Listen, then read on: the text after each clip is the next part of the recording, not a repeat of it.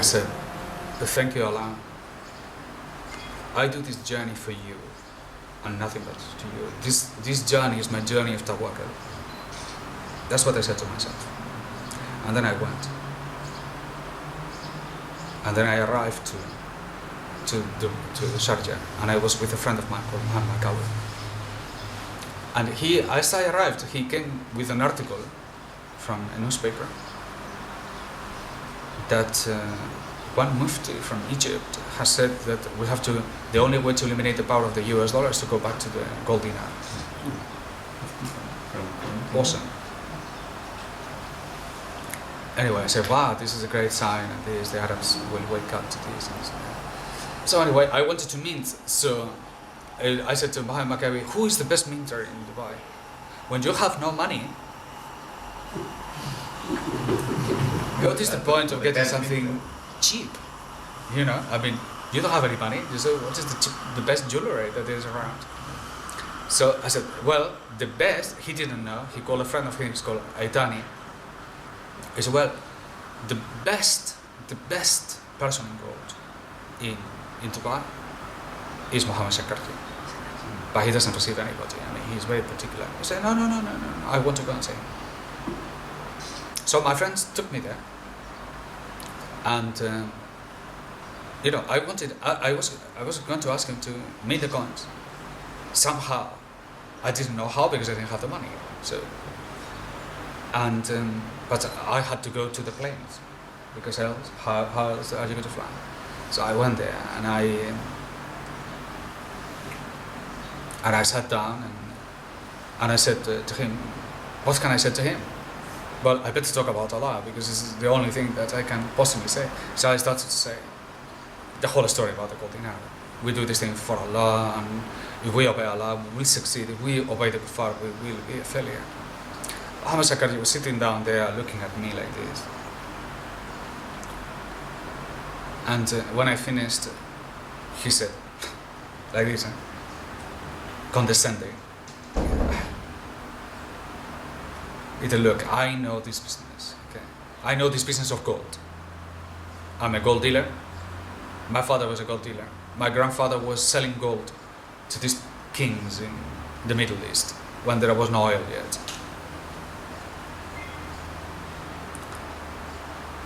You don't stand a chance of doing what you want to do. Not a chance. Don't you understand? The Arabs are totally dependent on America.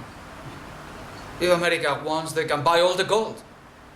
They have enough money for doing that. They can buy the entire country if they want to.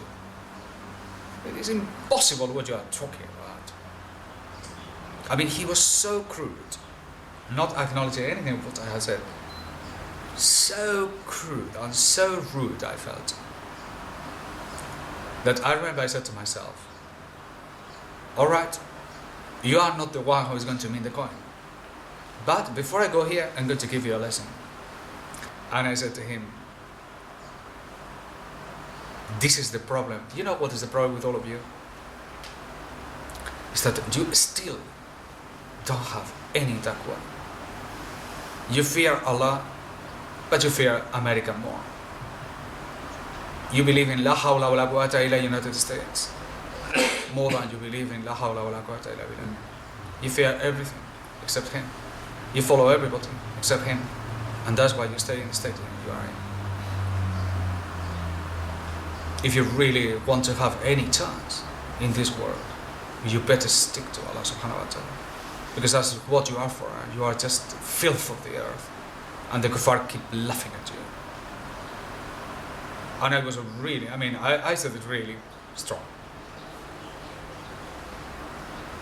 My friend, Mohammed Makawi, who had brought me there, he was like this, you know.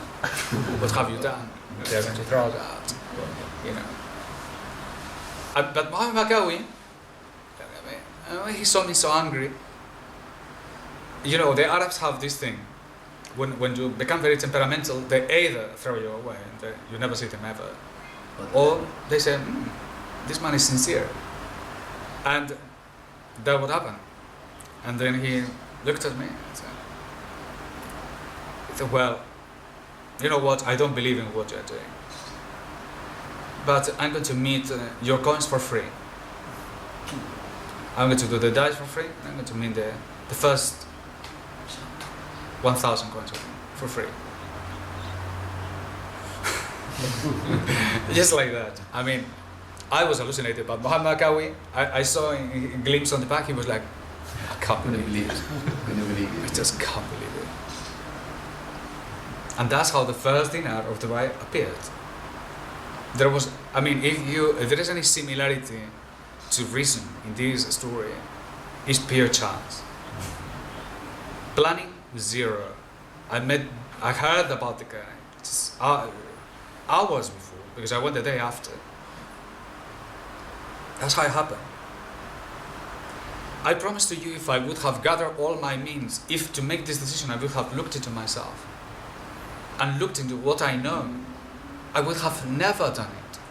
If I would have been reasonable, I would have never done it. It would have been impossible. If I had, I was in dire circumstances economically, but if I would have kind of gathered out what I could, I still could not have done that. As a matter, I got the largest refinery in the world, minting my coins. One of the most highly respected individuals in the Middle East, in the Gulf, in the gold business, doing my coins.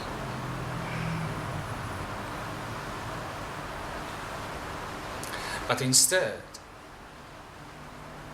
I abandoned reason,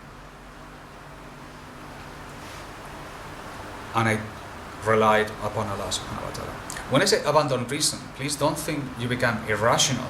I still took a train and took a plane, and I didn't want to walk. I'm mistaking the car, my ticket, but that was not in purpose. So not to follow reason doesn't mean become irrational, as that picture of irrationality as somebody who's crazy. It simply means that is something to take into account, but you don't rely upon it. You rely upon Allah subhanahu wa ta'ala.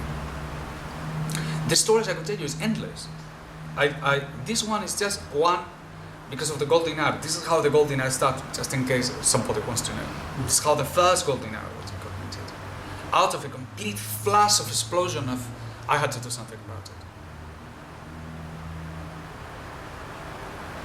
And I had to really ask everybody in my community who had power to get it done. But reliance on Allah subhanahu wa ta'ala. And what is the thing I'm trying to tell you with this? I'm trying to tell you that what I knew about Tawakal before that day and what I knew after was totally different. There was no book I could read about this. Because you don't know what happened to me when I was in the plane.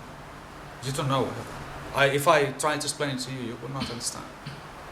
You don't know what happened at that moment. You don't know what happened when, after all that event took place that day, and I was back in the house of my friend, and I was alone. What happened to me that day when I suddenly realized that I've done is amazing.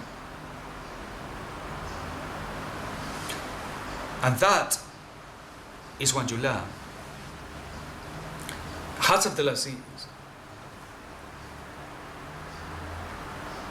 The triumph of Hearts of the Laziz was to have a heart that drove into the airport. The ticket, I don't care about the ticket really. It is the nice part of the story, but not for me. For me, the moment is when he made that decision, which is crazy. I'm going to go to the airport. That is so unbelievably powerful. That shows a heart of monumental proportion. A man who is capable of triumph over this will break any jail. The jail that incidentally we ourselves create. And that is the jail of reason. Of the things that you have to do. Of the things that you have to, have to be proper in a world which is totally improper. And this is what breaks through. Isn't that beautiful? That we have within our reach such affair. And how do you intend to learn about this matter if you yourself, you are not ready to desire the impossible? If Omar is about to make a breakthrough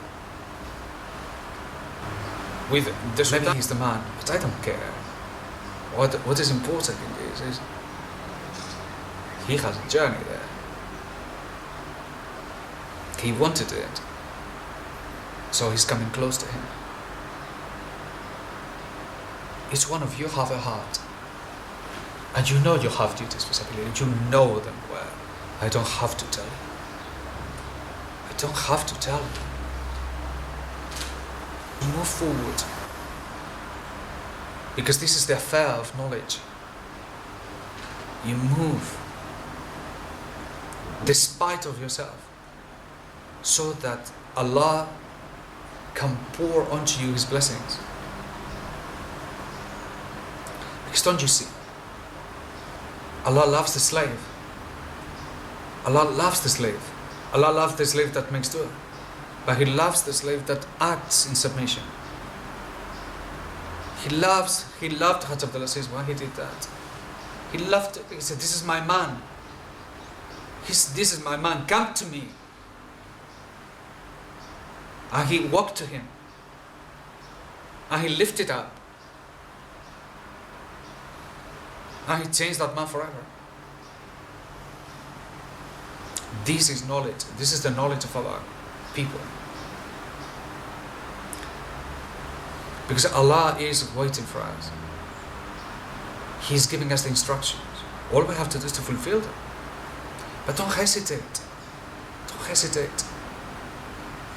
I know you are trained to look with the means of your hands and the means of your pocket. And the people tell you this is to be reasonable. And people will, they will insult you and they will be awful with you if you do not behave according to that pattern. They will treat you like a madman. And yet, this is not who you are. This is not what you are capable of doing. This is what entraps you. This is your prison. Your knowledge, your money, your wealth. This is your prison. It's not your freedom. Your freedom is to know that from here to Allah subhanahu wa ta'ala, the fulfillment of what Allah subhanahu wa ta'ala has ordered for us, there is no obstacles. That there is no obstacles.